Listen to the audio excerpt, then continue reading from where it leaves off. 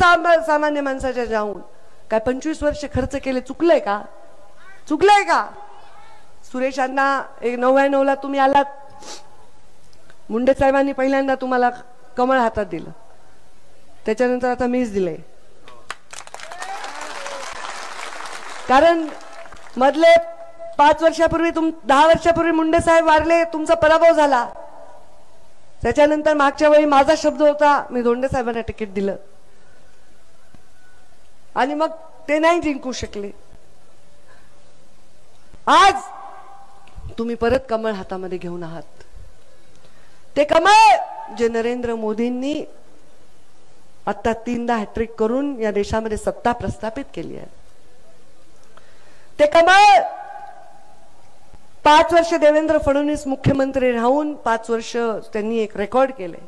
ते कमळ जे आता महायुती स्थापन करून एकनाथ शिंदे साहेबांसारख्या एका म्हणजे सामान्य घरात जन्मलेला माणूस मुख्यमंत्री झालाय, ते कमळ आहे. हे कमळ तुमच्या हातात दिलंय, ह्याच्यापेक्षा काय पाहिजे?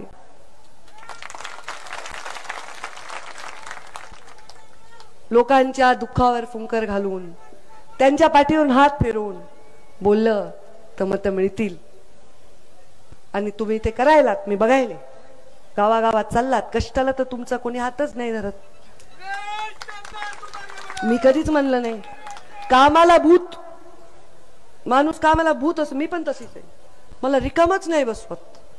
मी घरी जर असले ना, तुम्ही बाया आहे तिकडे, आता 1-2 मिनिटच घेते, माझ्याकडे वेळ नाही. घड्याळ बघायला म्हणजे मला हेलिकॉप्टरने जायचंय. तर मी घरात असले ना, मी कधीच शांत बसत नाही. मी स्वयंपाक करते, मी कपाट आवरते. आपल्याला असतं ना साड्या सगळ्या लावून ठेवा, आवरून ठेवा. शांत नाही बसू शकत मी. सतत कर्म केलं पाहिजे, सतत काम केलं पाहिजे, तर माणूस जिवंत राहतो. मग पद मागे आहे नाही मागे आहे आणि फरक पडत नाही. लोकसभेबरोबर मागच्या वेळी निवडणूक आली आणि म्हणून तुम्हाला पराभवाचा सामना करावा लागला. मलाही सामना करावा लागला 19 मध्ये, मला आता सामना करावा लागला. पण आता मला वाटतं ते वातावरण तसं नाही राहिलं. वातावरण चांगले. आणि मला पूर्ण विश्वास आहे की 20 तारखेला लोक, प्रत्येक मतदार योग्य विचार करून घराच्या बाहेर पडून योग्य निर्णय घेईल आणि सुरेश अण्णांना विजयी करण्यासाठी आपला मूल्य मत देईल.